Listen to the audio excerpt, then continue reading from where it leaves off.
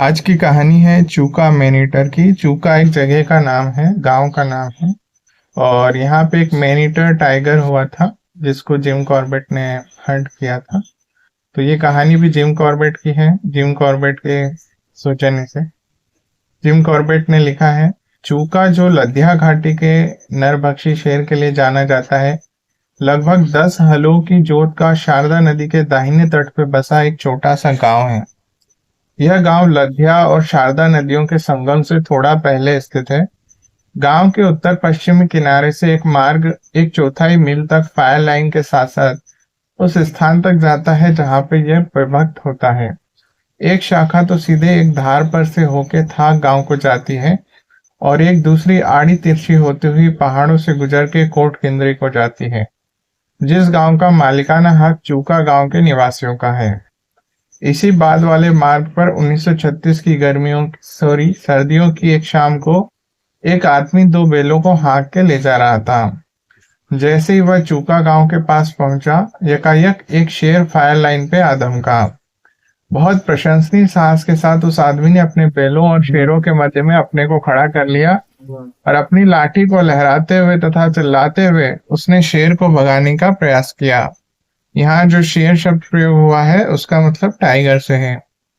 बेलों ने अपनी तरफ से शेर का ध्यान बढ़ जाने पे उस अवसर का लाभ उठाते हुए तुरंत गांव की ओर दौड़ लगा दी। शेर ने अपना शिकार छिन जाने के पश्चात अपना ध्यान आदमी की ओर मोड़ा। शेर के आक्रामक तीव्रों को भांपते हुए वह आदमी भागने के लिए मुड़ा और जैसे ही उसने ऐसा किया, शेर उस पर कूदा। उस आदमी ने अपने कंधों पे एक भारी हल रखा हुआ था और उसने अपनी पीठ पे चूका गांव में ठहरने के दौरान उपयोग में आने वाली खाद्य सामग्री का एक थैला भी लटका रखा था। जब शेर हल और थैले पर अपने दांत और नाखून गड़ा रहा था, तो वह आदमी अपने बोझों से मुक्त हो जाने पे गांव की ओर तेजी से भाग खड़ा हुआ। दौड़ते हुए वो मदद के लिए चिल्ला रहा था। उसके रिश्तेदार और मित्र उसकी आवाज को सुन के उसकी सहायता के लिए दौड़ पड़े। वह आदमी बिना किसी अन्य दुर्घटना के गांव पहुंच गया। शेर के एक नाखून ने उसकी दाहिनी भुजा को कंधे से लेकर कलाई तक गहरा घाव बनाते हुए चीर डाला था। कुछ सप्ताह बाद दो आदमी टनकपुर के बाजार से लौटते हुए कोट केंद्री को जाने वाली तीखी खड़ी चढ़ाई वाले रास्ते पर चढ़ रहे थे कि तभी एक शेर ने उनसे आगे 50 गज की दूरी पर रास्ता पार किया। कुछ मिनटों तक प्रतीक्षा करने के बाद, जिससे कि शेर रास्ते के आसपास से चला जाए, दोनों आदमियों ने चिल्लाते हुए आगे की यात्रा जारी की। परंतु शेर वहां से हटा नहीं था और जैसे ही आगे चलने वाला आदमी उसके पास पहुंचा, वह उस पर कूद पड़ा। वह आदमी गुड़ का एक थैला ले जा रहा था जो आधा तो उसके सिर पर था और आधा उसकी पीठ पे था। शेर के दांत थैले में फंस गए और वह उसे लेकर नीचे पहाड़ की तरफ उस आदमी को जख्मी किए बिना चला गया। यह रिकॉर्ड में दर्ज नहीं है कि शेर ने अभी तक की गई अपनी पकड़ों के बारे में क्या सोचा होगा। एक हल और एक गुड़ का थैला, परंतु यह माना जा सकता है कि वह अपनी उपलब्धियों से संतुष्ट नहीं था, क्योंकि इसके बाद उसने उन्हीं मनुष्यों को चुनना आरंभ कर दिया जो कि हल अथवा थैलों के बोझ से रहित होते थे। थाक की आबादी, जो कि चूका से लगभग 3000 फुट की ऊंचाई पर स्थित है, एक पहाड़ी गांव के हिसाब से बहुत बड़ी है। चांद राजाओं ने, जिन्होंने कुमाऊं पर गोरखों के अभ्युदय से पूर्व राज किया था, थाक की जमीन को इस समय के भूमिहारों के पूर्वजों को उसके रख रखाव के लिए दिया था और उनको पूर्णागिरि मंदिर का पीढ़ी दर पीढ़ियों के लिए परिरक्षक भी नियुक्त किया था। खेती के लिए बहुत उपजाऊ जमीन और मंदिर से होने वाली पर्याप्त आय ने थाक के निवासियों को इतना समर्थ बना दिया था कि वे बहुत बड़े मकान बना सके और मवेशियों के बड़े झुंड रखकर उन्हें पाल सकें। जून 1937 के प्रारंभ में एक दिन 7 आदमी और 2 लड़के गांव के मवेशियों को उस जगह चरा रहे थे जो थाक से 200 गज के पश्चिम में था। प्रातः 10 बजे यह देखा गया कि कुछ जानवर खुले मैदान से जंगल की ओर दौड़ने शुरू हो गए हैं और लड़कों में से एक, जो 14 साल का था, उसने वापस उन्हें लाने के लिए भेजा गया। 6 घंटे बाद वे आदमी, जो सारे दिन भर गर्मी में सो रहे थे, उस जंगल में एक आकड़ के भूखने की आवाज से जाग गए, जिसमें मवेशी भटक गए थे और जो खुले मैदान से सटा हुआ था। इस बार दूसरा लड़का, जो भी 14 साल का ही था, उनको बाहर खदेड़ने के लिए भेजा गया। उसके जंगल में प्रवेश करने के थोड़ी देर बाद ढोर डंगड़ों में भगदड़ मच गई और जब वो अपने गांव को जाते हुए एक छोटी सी घाटी को पार कर रहे थे कि तभी एक शेर एक गाय पे कूदा और 7 आदमियों की आंखों के सामने ही उसे मार दिया। मवेशियों के चित्कार और आदमियों के शोर मचाने की आवाजों को सुन के गांव के लोगों का ध्यान आकर्षित हुआ और शीघ्र ही आदमियों की एक बड़ी भीड़ एक ऊंचे स्थान पर एकत्रित हुई, जहां से नीचे घाटी में देखा जा सकता था। उस भीड़ में एक विधवा स्त्री भी थी जो दूसरे लड़के की मां थी, और आदमियों को अपने बेटे को पुकारते हुए सुन के वह उनकी ओर यह मालूम करने के लिए गई कि क्या हुआ था। यह जानने पर कि उसका लड़का जंगल में मवेशियों को बाहर खदेड़ने के लिए गया था परंतु वापस नहीं लौटा था, वह उसे ढूंढने निकल पड़ी। इसी क्षण पहले लड़के के माता पिता भी घटनास्थल पे पहुंचे। जब उन्होंने पूछा कि उनका बेटा कहाँ है, तभी उन 7 लोगों को याद आया कि उन्होंने उसे तो प्रातः 10 बजे के बाद से देखा ही नहीं था। मरी हुई गाय के पास घाटी में एकत्रित हो गई भारी भीड़ को अपने पीछे पीछे लिए वह दुखी माँ जंगल में गई और अपने पुत्र को उस स्थान पे पाया जहां पे शेर ने उसे मारकर छोड़ दिया था। और नजदीक ही एक झाड़ी के नीचे पहले लड़के के माता पिता ने अपने बेटे को मृत और आंशिक रूप से खाया हुआ पाया। इस लड़के के निकट ही एक बछड़ा मरा पड़ा था। गांव वालों द्वारा उस दिन के दुखद घटनाओं के बारे में बाद में दिए गए डिटेल्स के आधार पे मेरा विश्वास था कि शेर जंगल में एक ऊंचे स्थान में जानवरों के चरने की जगह पर नजर जमाए लेटा हुआ था, और जब बछड़ा आदमियों की नजर में आए हुए बिना जंगल में घुस गया तो शेर ने उसे मार दिया। और इससे पहले कि वह उसे ले जाने में समर्थ होता, वह लड़का या तो अनजाने में ही या उत्सुकतावश बछड़े के निकट पहुंच गया और शेर ने उसे भी मार दिया। झाड़ी के नीचे खींचा गया और आंशिक रूप से उसे खा लिया गया था। ऐसा प्रतीत होता है कि इसके बाद शेर अपराह्न 4 बजे तक अपने दोनों शिकारों के पास बैठा रहा कि वृक्षहीन मैदान के सिरे पर स्थित एक छोटे कुंड में पानी पीने के लिए कांकड़ आया, जिसने या तो शेर को देख लिया अथवा स्मेल किया। अतः उसने भौंकना शुरू कर दिया, जिसने उन आदमियों को इस एहसास से जगा दिया कि मवेशी जंगल में घुस गए हैं, और दूसरा लड़का उनको जंगल से बाहर खदेड़ने के लिए भेजा गया। परंतु अपने दुर्भाग्य से वह भी उस जगह पे जा पहुंचा जहां पे शेर अपने शिकारों की सुरक्षा कर रहा था। संभवतः मवेशियों ने दूसरे लड़के को मरते हुए देखा होगा, जो उसकी सहायता करने हेतु आ पहुंचे। मैंने ऐसा गायों और भैंसों दोनों को करते हुए देखा है। शेर को लड़के के पास से भगा देने के बाद उनमें भगदड़ मच गई होगी अपने शिकारों से भगा दिए जाने से, और संभवतः इस प्रक्रिया में पशुओं के सख्त दुर्व्यवहार से क्रोधित होकर शेर ने भाग रहे मवेशियों का पीछा किया और अपना क्रोध और बदला उसी पे उतारा जो सबसे पहले उसके हत्थे चढ़ गया। यदि झुंड सीधे गांव की ओर भागने गया होता तो स्पष्टतया उसे अपने पे आक्रमण करने वालों में से केवल एक को ही मारकर संतुष्टि नहीं मिलती। इसी तरह के मिलते जुलते एक बचाव अभियान के दौरान मैंने एक बार 5 भैंसों के एक पूरे झुंड को एक क्रोधित शेर के साथ महाभयंकर लड़ाई में खत्म होते देखा था। शेर ने उनमें से एक को मारा और शेष 4 बड़े दिल वाले जानवरों ने उस पर हमला कर दिया था, और वे दिलेरी से तब तक लड़ते रहे जब तक कि उनमें से अंतिम भी मारा नहीं गया। शेर भी उस लड़ाई में घायल हुआ था, क्योंकि जब उसने युद्ध भूमि को छोड़ा तो उसके खून के चिन्ह भी छोड़े थे। उस एक ही दिन में 2 आदमी और 2 मवेशियों की जानबूझकर की गई हत्याओं से, जो कि मेरे विश्वास से इस बात का परिणाम था कि शेर को उसके पहले शिकार के दौरान व्यवधान पहुंचाया गया था, नैनीताल और अल्मोड़ा जिलों में बहुत ही हो हल्ला मचा था और शेर को मारने के सभी प्रयास किए गए थे। अनेक मौकों पर जिले के अधिकारी मार के ऊपर मचानों पर पूरी रात भर बैठते थे, और यद्यपि 2 अवसरों पर शेर घायल कर दिया गया था, दुर्भाग्यवश वह भी हिरन मारने वाली गोली से ही फिर भी उसने अपना शिकार जारी रखा और थाक के अभागे गांव में एक और शिकार कर डाला। थाक से 200 गज ऊपर गेहूं का एक खेत है। इस खेत से फसल काटी जा चुकी थी और 2 लड़के वहां पे कुछ मवेशियों को खूंटी पे बांध के चरा रहे थे। सुरक्षा की दृष्टि से दोनों अनाथ लड़के जो भाई थे और 12 व 10 वर्ष के थे, उस खेत के बीच में बैठे हुए थे। गांव से दूर खेत के दूसरी तरफ झाड़ियों का एक छोटा सा झुरमुट था, जहां से पहाड़ एक सीधी चढ़ाई पर 1000 फुट ऊपर जाता था, और पहाड़ पर कहीं से भी खेत के बीच में बैठे हुए लड़के दिखाई दे सकते थे। अपराह्न में गाय झाड़ियों की तरफ चली गई और लड़के पास पास चलते हुए उसे वापस खेत की तरफ खदेड़ने हेतु चल पड़े।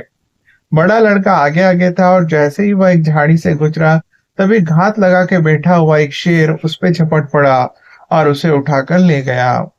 छोटा लड़का गांव की तरफ दौड़ पड़ा और कुछ लोगों के पास पहुंच के सुबकते हुए उनके कदमों में गिर पड़ा। जब लड़का स्पष्ट आवाज में बोलने लायक हुआ, तो उसने उन आदमियों को जानकारी दी कि एक बड़ा लाल जानवर उसके भाई को उठा ले गया था। एक खोजकर्ता दल शीघ्रता से गठित किया गया और बहुत ही प्रशंसनीय साहस के साथ खून के चिन्हों का अनुसरण लगभग 1 मील दूर गांव के पूर्व की ओर स्थित घने वन से पूर्व सुअरगढ़ की घाटी तक किया गया। रात शीघ्रता से घिर रही थी, इसलिए वह दल थाक को लौट गया।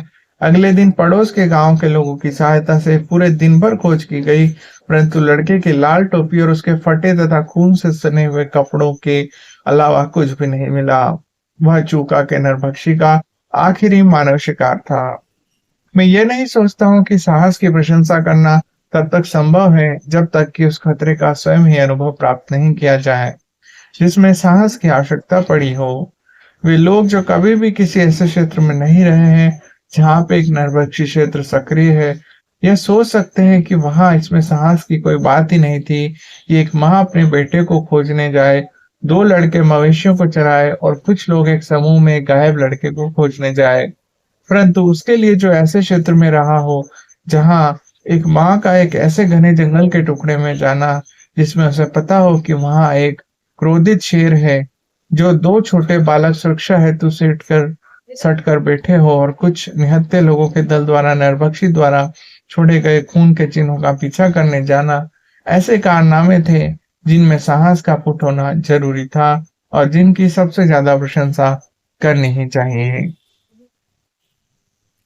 चूका का नरभक्षी अब लद्या घाटी में प्रत्येक मनुष्य की जान को अस्त व्यस्त कर रहा था और इबटसन को 3 जिलों अर्थात नैनीताल, अल्मोड़ा और गढ़वाल का उप आयुक्त प्रभारी नियुक्त किए जाने के थोड़े समय बाद ही हम उसके कार्यक्षेत्र को इस संकट से मुक्त करने के प्रयासों में सम्मिलित हो गए।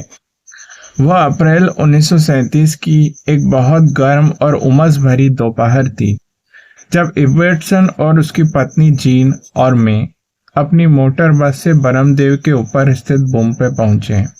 हमने नैनीताल को पो फटने से पहले ही छोड़ दिया था और हल्द्वानी और टनकपुर होते हुए सिर से पैर तक धूल से सने हुए और अपने अपने शरीरों के कोमल और अंदर के भागों में अनेक दुखते हुए छालों के साथ हम दिन के सबसे ज्यादा गर्म समय में बूम पर पहुंचे। शारदा नदी की शीतल रेत पे बैठकर एक प्याली चाय पीने के बाद हमने पुनः ऊर्जा प्राप्त की और नदी के किनारे के साथ जाते हुए छोटे रास्ते पर हम पैदल थुली गैदरे की ओर चल पड़े, जहाँ पे पहले से भेजे गए हमारे तंबू लगा दिए गए थे। अगली सुबह नाश्ता करने के बाद हम काला डूंगा गए। धूली गदेरे और काला डूंगा के बीच की दूरी शारदा घाटी के रास्ते 8 मील है और पूर्णागिरी होकर 14 मील है। इबटसन परिवार और मैं घाटी के रास्ते गए, जबकि हमारे सर्वेंट और हमारा सामान ले जा रहे आदमी पूर्णगिरी होकर गए। घाटी 4 मील लंबी है, जिसमें एक समय सीधी खड़ी चट्टानों को बारूद के विस्फोटों से उड़ाकर जे.वी. कुलियर द्वारा निर्मित स्ट्रॉम लाइन जाती थी, जो कि पहले विश्व युद्ध के बाद नेपाल दरबार द्वारा भारत सरकार को धन्यवाद प्रकट करने के लिए भेंट स्वरूप दी गई 10 लाख घन फुट साल की लकड़ी को ले जाने के लिए बनाई गई थी। ट्रामवे मार्ग बहुत समय पहले भूस्खलन और बाढ़ों द्वारा बहा दिया गया है और इन 4 मीलों को बहुत सावधानी पूर्वक पहाड़ पे चढ़ के तय करना पड़ता है, जहां पर एक भी कदम गलत पड़ने या हाथ की पकड़ छूटने का अर्थ सीधे ठंडे पानी की नदी में तेज धारा में गिर जाना पड़ता होता है। हमने घाटी को सकुशल पार किया और ऊपर के सिरे पे, जहाँ पे कुलियर की ट्रॉमलाइन जंगल में प्रवेश करती थी, वहां पे हमने पानी की धारा से 2 मछलियां पकड़ी। यहाँ पे मकान के आकार की एक चट्टान नदी से बाहर निकली हुई थी। उस क्षेत्र में काम करने वाले पटवारियों और फॉरेस्ट गार्ड को पहले ही सूचना दी गई थी कि वे हमें काला डूंगा में मिले और नरभक्षी की नवीनतम जानकारियां हमें प्रदान करें। हमने बंगले पे 4 आदमियों को अपने आगमन का इंतजार करते पाया और जो सूचनाएं उन्होंने दी वे उत्साहवर्धक थी। विगत कुछ दिनों के भीतर कोई भी मनुष्य मारा नहीं गया था और टाइगर था गांव के आसपास ही था जहां उसने 3 दिन पूर्व एक बछड़े को मारा था। काला डूंगा एक हल्की चढ़ाई पर उठते हुए शंकु के आकार का प्रायद्वीप है जो लगभग 4 मील लंबा और 1 मील चौड़ा है। 3 तरफ से यह शारदा नदी से घिरा है और चौथी और पहाड़ों की 5000 फुट ऊंची चोटी से सटा हुआ है। बंगला 3 कमरों का मकान है जिसमें चौड़ा बरामदा भी है। उसका मुख पूर्व की ओर है और यह प्रायद्वीप के उत्तरी सिरे पर स्थित है। जब सूर्य दूर स्थित पहाड़ों के ऊपर से उगता है और कोहरा उठ रहा होता है तो उस बरामदे से देखा जाने वाला दृश्य इतना सुंदर होता है जिसकी कल्पना ही की जा सकती है। एकदम सीध में और शारदा के पार एक बड़ी चौड़ी घाटी है जो कि नेपाल में बहुत दूर तक जाती है। दोनों तरफ के पहाड़ बहुत घने जंगलों से आच्छादित है और घाटी से एक नदी निकलती है जिसके किनारों पर पन्ने की तरह हरी हाथी घास उगी रहती है। यहाँ तक आंखें देख सकती है वहां तक कोई भी इंसानी बस्ती दिखाई नहीं देती है और शेर तथा अन्य जंगली जानवरों की आवाजें बंगले से सुन के अनुमान लगाया जा सकता है कि उस घाटी में शिकार काफी बड़ी संख्या में उपलब्ध है। इसी घाटी से कुलियर ने 10 लाख घनफुट लकड़ी ली थी। हमने काला डूंगा में एक दिन बिताया और जब हमारे आदमी टेंट लगाने और शिविर स्थापित करने के लिए चूका में गए तो हमने मछलियां पकड़ी थी। या सही कहूं तो केवल इबर्टसन परिवार ने ही मछलियां मारी थी क्योंकि मुझे कल रात को मलेरिया बुखार आ गया था तब मैं तट पे बैठा हुआ देखता रहा। पानी की एक खंडित धारा बंगले के नीचे से प्रायद्वीप तक जाती थी। वहां पे 500 गज का एक टुकड़ा था। यहाँ पे इबर्टसन परिवार ने जो कि बंशी से मछलियां पकड़ने में बहुत प्रवीण थे बिना किसी मछली को हिलाए नदी को अपने 1 इंच चम्मच से छान मारा। वह छोटी नदी जो नेपाल की घाटी से होकर बहती है शारदा से प्रायद्वीप के विपरीत दूसरे छोर पे मिलती है। यहाँ पे शारदा नदी चौड़ी और छिछली हो जाती है और एक बड़े कुंड में गिरने से पहले 200 गज तक चट्टानों के ऊपर बहती है। इसी धारा के ऊपरी सिरे पर गहरे पानी में एबी ने अपनी पहली मछली कांटे में फंसा ली। यह 8 पाउंड की थी और उसे बहुत पतली डोरी पे सावधानी पूर्वक खींच के किनारे पर लाकर बाहर निकालना पड़ा। बंशी से मछली पकड़ने वाले सभी उत्साही व्यक्तियों को दूसरे लोगों को मछली पकड़ते हुए देखने में बहुत आनंद आता है। यह कला सभी सर्वश्रेष्ठ बाह्य खेलों में से एक है। मैं केवल दूसरों को मछलियां पकड़ते हुए देखकर ही खुश हो जाता हूँ। मुझे लगता है जैसे कि मैं स्वयं ही मछलियां पकड़ रहा हूँ, विशेषकर वहां जहां बहुत सी मछलियां पकड़ने के लिए उपलब्ध हो। नदी में कहीं पर भी पैर रखना कठिन हो जैसा कि शारदा में हमेशा होता है और नदी बहुत वेग से बह रही हो। ईबी द्वारा मछली मारने के थोड़ी देर बाद ही जीन ने एक मछली को कांटे में फंसा लिया। वह किनारे से 30 गज दूर खंडित पानी में मछली पकड़ रही थी। उसकी बंशी में केवल 100 गज की ही डोर थी और इस डर से कि मछली सीधे तालाब की ओर जाके उसे तोड़ देगी उसने मछली से खेलते हुए पीछे चलने का काफी प्रयत्न किया और ऐसा करने में अपना संतुलन खो दिया और काफी देर तक उसको जो कुछ भी दिखाई पड़ा वह उसके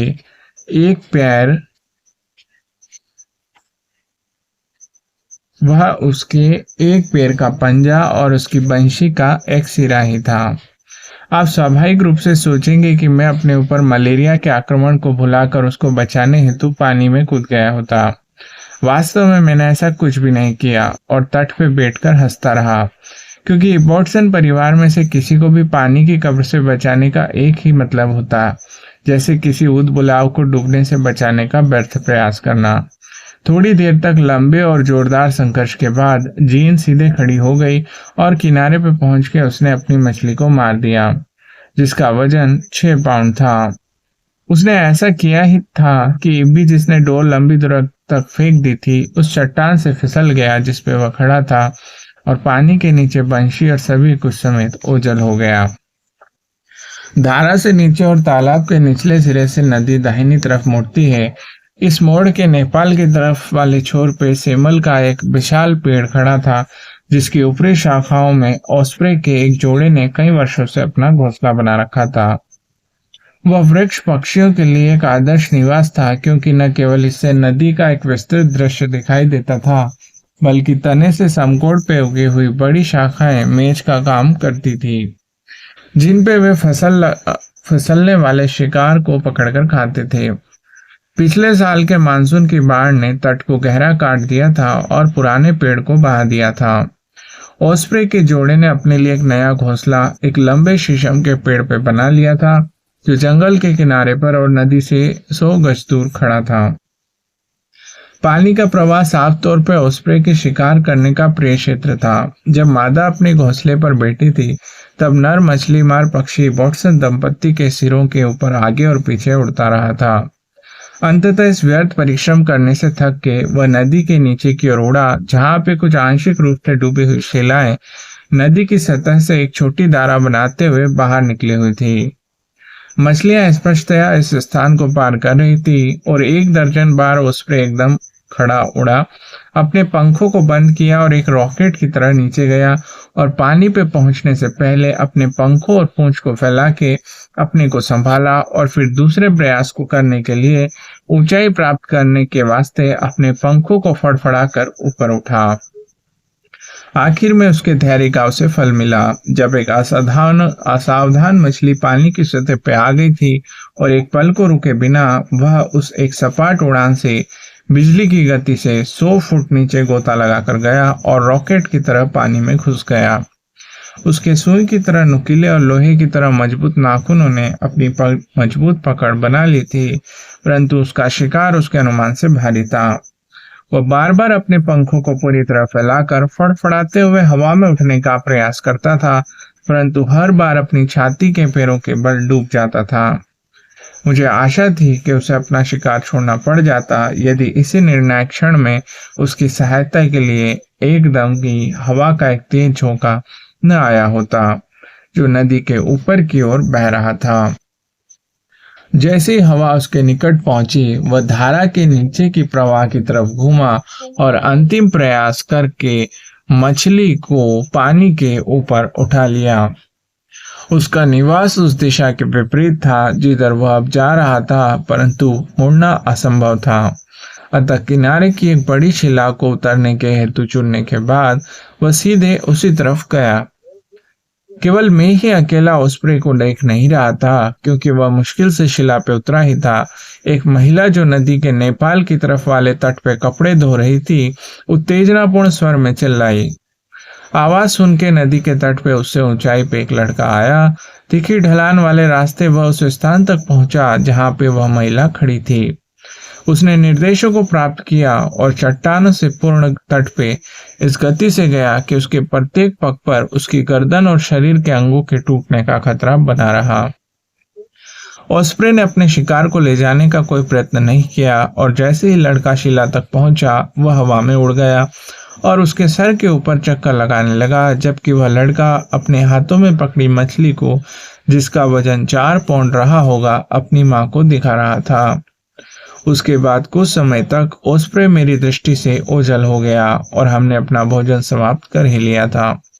जब मैंने उसे दोबारा उस धारा की दिशा में हवा में उड़ते देखा जहां से उसने कुछ ही देर पहले एक मछली पकड़ी थी, जिसको लड़के ने उससे छीन लिया था। आगे और पीछे हमेशा एक ही ऊंचाई पे वह बहुत देर तक उड़ा और फिर वह ऊंचा उठा और उसने 50 फुट का गोता लगाया और फिर ऊपर उठा और सीधे पानी में घुस गया। इस बार उसका शिकार एक हल्की 2 पाउंड वजन की कालाबाज थी और बिना प्रयास किए उसने इसे पानी से ऊपर उठा लिया और इसे हवा का दबाव कम करने के लिए एक तारपीड़ों की तरफ पकड़ते हुए अपने घोंसले की तरफ उड़ गया। उस दिन उसका भाग्य उसके साथ नहीं था, क्योंकि जब उसने घोंसले तक की आधी दूरी तय कर ली थी, तभी एक पलाश मच्छ गरुड़, जो उसके आकार और वजन से 2 गुना था, पीछे से बहुत तेजी से उसके ऊपर आया। ओस्प्रे ने उसे आते हुए देखा और अपनी दिशा को एक बिंदु पे दाहिनी ओर केंद्रित करके वह जंगल की ओर उड़ा, ताकि वह अपना पीछा करने वाले को पेड़ों की शाखाओं में चकमा दे सके। गरुड़ ने उसके इस पैतरे को भांपकर एक गुस्से से भरी चीख मारी और अपनी स्पीड को बढ़ाया। केवल 20 गज और सुरक्षा हेतु जाना ही था, परंतु जोखिम मोल लेना बहुत बड़ा खतरा था। अतः काला बास पर अपनी पकड़ छोड़ने के ठीक समय पर ओस्प्रे सीधे ऊपर हवा में उड़ा। वह मछली 1 गज भी नीचे नहीं गिरी होगी कि गरुड़ ने उसे पकड़ लिया और एक भव्य चक्कर लगाकर मुड़ने के बाद नदी के नीचे की ओर उस दिशा में गया जिधर से वह आया था। वह अपने लूट के माल को लेके उतनी आसानी से बच निकलने वाला नहीं था जितनी की उसे अपेक्षा की थी, क्योंकि वह अपनी वापसी की यात्रा पर थोड़ी ही दूर गया होगा कि कोए का एक जोड़ा उसके पीछे पड़ गया, जो ओस्प्रे द्वारा छोड़े गए शिकार को खाते थे, और उनको दूर भगा देने के लिए वह जंगल की ओर जाने को मजबूर हो गया। जंगल के सिरे पर कौवे वापस मुड़े और गरुड़ मुश्किल से दृष्टि से ओझल हुआ ही था कि तभी आकाश से गिरते हुए 2 भूरे रंग के गरुड़ अविश्वसनीय गति से सीधे उसी रेखा में जाते हुए दिखाई दिए जिधर पलाश मच्छ गरुड़ गया था।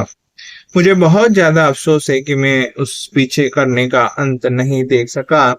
यह देखकर कि उनमें से कोई भी पक्षी जंगल से ऊपर नहीं आया, मुझे संदेह था कि मत्स्य गरुड़ ने मछली पर अपनी पकड़ बहुत देर तक बनाए रखी होगी। मैंने केवल एक ही बार इससे ज्यादा दिलचस्प छीना झपटी करना देखा है। उस अवसर पर मैं 18 हाथियों की एक पंक्ति को घास में से ले जा रहा था। मेरे साथ में 10 बंदूकधारी और 5 दर्शक भी थे जो हाथियों पर बैठ के काले तीतरों का शिकार कर रहे थे कि तभी हमने एक झाड़ी पिद्दा को, जिसे एक बादशाह ने हमारे हाथियों की पंक्ति के सामने ही मारा था, एक बार भी जमीन को छुए बिना बादशाह से लाल सिर वाले तुरुमूर्ति द्वारा झपटते हुए और उसके बाद शहुतेला द्वारा छीने जाते हुए और अंत में एक शाहीन द्वारा झपट्टा मारकर ले जाते हुए देखा, जिसने उस छोटे पक्षी को समूचा ही निकल लिया था। यहाँ पे आपने जितने भी नाम सुने वो पक्षियों के नाम हैं।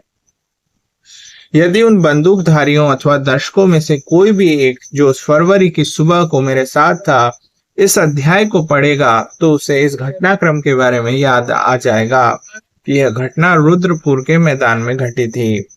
अगली सुबह शीघ्र ही नाश्ता करने के बाद हम कालादुंगा से चूका को गए, जो 5 मील की आसान पैदल यात्रा थी। यह उन बड़े शानदार दिनों में से एक था जो एक मछली मार की स्मृति में सदैव बने रहते हैं। सूर्य आरामदायक रूप से गर्म था, एक ठंडी हवा उत्तर से बह रही थी और चिलवा मछलियों से भरपूर पानी की धारा भी बह रही थी और नदी भी बड़ी मछलियों से भरी पड़ी थी जो कि पकड़ने के लिए ही थी। हल्की डोरियों से मछलियां पकड़ते हुए हमें बहुत ही रोमांचकारी अनुभव हुए। हमने उस दिन का समापन पूरे शिविर में मौजूद 30 लोगों के खाने के लिए पर्याप्त मछलियां पकड़कर ही किया। नरभक्षी के विरुद्ध अभियान में हमारी सहायता और मानव जीवन की आगे होने वाली क्षति को रोकने के प्रयास के लिए हमसे आगे टनकपुर से 6 जवान नर भैंसे भेज दिए गए थे, जिनको शेर के लिए बेट के रूप में उपयोग करना था। हमारे चूका में आगमन पर हमें बताया गया कि भैंसों को 3 रातों से बांधा गया था और यद्यपि उनमें से कुछ के पास एक शेर के पगमार्क्स देखे गए थे, परंतु कोई भी भैंसा मारा नहीं गया था। आगामी 4 दिनों तक हम तड़के सुबह भैंसों को देखने जाते रहते थे और दिन में शेर से संपर्क करने का प्रयास करते थे और सायकाल को झूठों को बांधने के काम में लगाए गए आदमियों के साथ जाते थे। 5वीं सुबह को हमने पाया कि जिस भैंसे को थाक में उस जंगल के सिरे पर बांधा गया था, जिसमें 2 लड़कों ने अपनी जान गंवाई थी, उसे एक शेर ने मार डाला था और उठा ले गया था। अपने शिकार को घने जंगल में ले जाने की बजाय, जैसे कि हमें उम्मीद थी, शेर इसे खुले मैदान में से ऊपर एक चट्टानी टीले में ले गया था और ऐसा उसने स्पष्ट रूप से उस मचान के निकट से गुजरने से बचने के लिए किया था, जिस पर से पहले 2 मौकों पर उस पे गोली चलाई गई थी और संभवतः वह घायल भी हो गया था।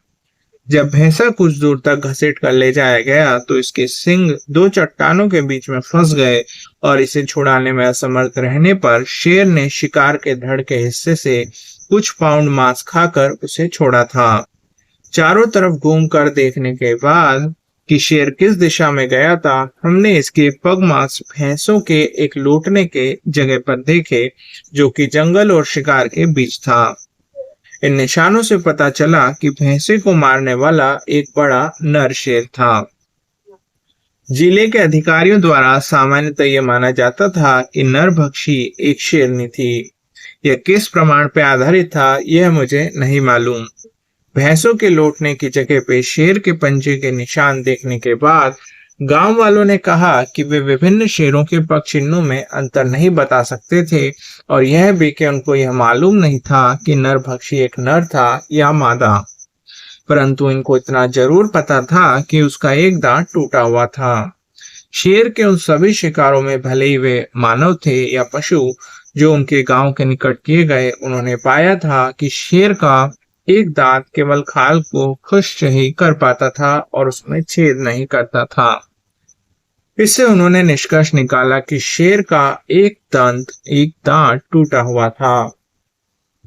शिकार से 20 गज दूर जामुन का एक पेड़ था। चट्टानों के बीच से शिकार को घसीट के बाहर निकालने के बाद हमने एक आदमी को पेड़ पे कुछ टहनियों को तोड़ने के लिए ऊपर भेजा, जो पेड़ की उस एकमात्र शाखा पर से शिकार के दिखने में बाधा डाल रही थी जिस पे बैठना संभव था। टीले के शिखर पर स्थित यह एकाकी पेड़ आसपास के सारे जंगल की पूर्ण दृष्टि में आता था, और जो आदमी इस पर चढ़ा उसने पूरी सावधानी बरतते हुए टहनियों को तोड़ा। फिर भी मैं सोचने को मजबूर था कि शेर ने उसे देख लिया था। अब सुबह के 11 बज गए थे, अतः अपने आदमियों को दोपहर का भोजन करने हेतु गांव को खींचकर हमने एक झाड़ी को चुना, जिसके नीचे हमने धूप से बचने के लिए शरण ली। हम बातें करते रहे और ऊँघते रहे और सारे दिन की गर्मी में बातें ही करते रहे। 3 बजे दोपहर में जब हम एक वन विहार भोजन कर रहे थे, कुछ कलीज फिजेंट्स ने उस जंगल के किनारे पे जहां भैंसा मारा गया था उत्तेजित स्वर में बोलना शुरू कर दिया, और उनको सुनकर हमारे आदमी गांव से वापस आ गए। जब इब्बी और उसका विशाल हृदय वाला आदमी श्याम सिंह जंगल में शेर का ध्यान बटाने के लिए वहां गए जहां पे फिजेंट्स कटकटा रहे थे, तभी मैं जामुन के पेड़ पे चुपचाप चढ़ा। मुझे व्यवस्थित होने के लिए कुछ मिनटों का समय देने के बाद इब्बी और श्याम सिंह जंगल से बाहर निकले और मेरे 2 आदमियों को था गांव में छोड़कर चूका गांव स्थित हमारे कैंप में लौट गए। इब्बी के जाने के थोड़ी देर बाद फिजेंट्स ने पुनः कटकटाना आरंभ कर दिया, और थोड़ी देर बाद एक कांकड़ ने बोलना शुरू कर दिया। शेर स्पष्ट रूप से चल पड़ा था, परंतु वहां पर उसके सूर्यास्त होने से पहले और गांव को रात के लिए शांत होने से पूर्व खुले मैदान को पार करके शिकार पे आने की उम्मीद बहुत कम थी। कांकड़ लगभग 15 मिनट तक बोलता रहा और अंत में चुप हो गया, और तब से सूर्यास्त होने तक शेर के सिवाय पक्षियों के समूह के प्राकृतिक आवाजों से जंगल शांत था। डूबते हुए सूर्य की लाल चमक शारदा नदी के पार नेपाल के पहाड़ों में धूमिल हो गई थी और गांव की आवाजें बंद हो गई थी। जब एक कांकड़ भैंसों के लौटने के स्थान की ओर से बोल रहा था, शेर उसी रेखा की सीध में शिकार पे लौट रहा था जहां पे उसने अपने द्वारा पकड़े गए शिकार को छोड़ा था। मेरे सामने की एक सुविधाजनक शाखा से मुझे अपनी राइफल को टिकाने के लिए ठीक जगह मिल गई, और जब शेर आएगा तो मुझे अपने सिर को राइफल के कुंडे पे झुकाने के लिए की गई हलचल करने की आवश्यकता पड़ेगी। कुछ समय बीता और मेरी उम्र का कुछ समय बढ़ गया, और तभी पहाड़ी के ऊपर 200 गज दूर एक कांकड़ अपनी चेतावनी भरी आवाज में बोला, और मेरे निशाना लगाने की आशाएं जिनको मैंने 10 में से 1 रखा था अब 1000 में से 1 पर आ गई। यह अब एकदम स्पष्ट हो गया था कि शेर ने मेरे आदमी को पेड़ से टहनियों को तोड़ते हुए देख लिया था, और यह भी कि सूर्यास्त के बाद और इस अंतिम कांकड़ के बोलने के बीच वह पेड़ के निकट आया था और मुझे उस पे बैठा देखकर वह दूर चला गया था। उसके पश्चात कांकड़ और सांभर कुछ कुछ अंतराल पर बोलते रहे। प्रत्येक आवाज आखिर से थोड़ा दूर जाती हुई सुनाई दी। मध्य रात्रि को ये चेतावनी भरी आवाजें एक साथ रुक गई और जंगल रात की उस अवधि के लिए व्यवस्थित हो गया जिसका विधान प्रकृति के द्वारा निश्चित किया हुआ था। जब संघर्ष रुक जाता है और जंगल के निवासी शांति से सो सकते हैं, उन लोगों ने जिन्होंने भारतीय जंगल में रात बिताई हो, यह ध्यान दिया होगा कि विश्राम का यह समय, जो कि वर्ष के मौसम और चंद्रमा की कलाओं के अनुसार परिवर्तित होता रहता है और जिसका विस्तार एक नियम के रूप में मध्य रात्रि से प्रातः 4 बजे तक होता है। इन घंटों के बीच में शिकारी सोते हैं और जो उनसे भयभीत रहते हैं वे भी शांति से रहते हैं। मांस भक्षियों के लिए स्वाभाविक है कि वे मध्य रात्रि से प्रातः 4 बजे तक सोएं, परंतु मैं ये सोचने को महत्व दूंगा कि प्रकृति ने इन कुछ घंटों को इसलिए विभाजित किया है कि जो जानवर इनसे अपने जीवन को बचाने के लिए भयभीत रहते हैं वे भी थोड़ा विश्राम और शांति प्राप्त कर सकें। दिन आरंभ हुए कुछ ही मिनट हुए थे कि अब प्रत्येक जोड़ में ऐंठन आने के कारण मैं पेड़ से नीचे उतरा और उस थर्मस की बोतल को जमीन से खोद के निकाला, जिसे बटसन ने बहुत ही सहृदय होकर एक झाड़ी के नीचे गाड़ दिया था और बहुत आवश्यक चाय की एक प्याली पीने लगा। थोड़ी देर बाद मेरे 2 आदमी पहुंचे और जब हम शिकार को गिद्धों से बचाने के लिए उसे टहनियों से ढक रहे थे तो शेर आधे मील दूर स्थित एक पहाड़ से 3 बार बोला।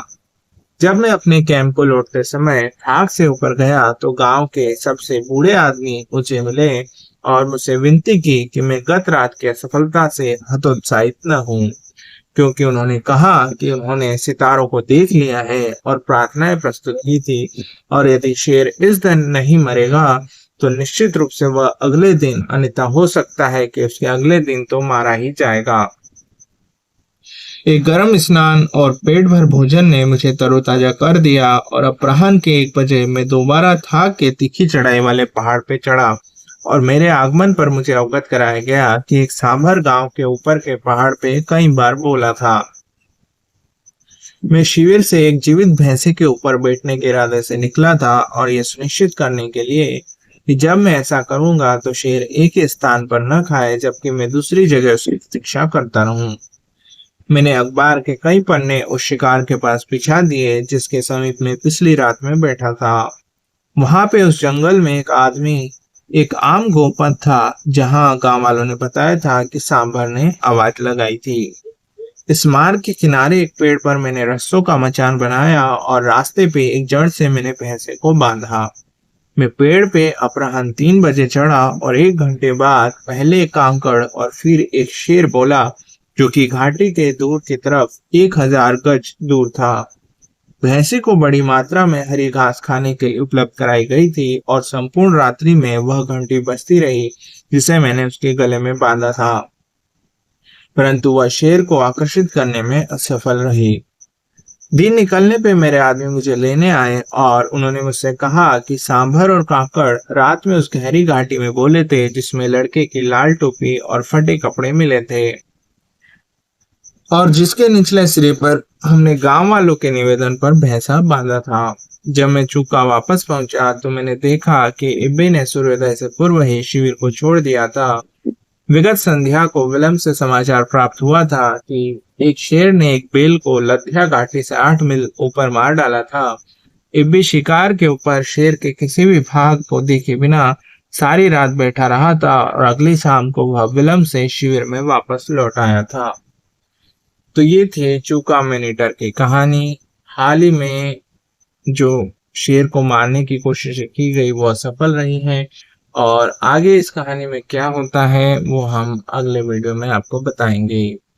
तो हमारे साथ जुड़े रहिए, चैनल को सब्सक्राइब कीजिए, लाइक कीजिए, शेयर कीजिए। कहानी सुनने के लिए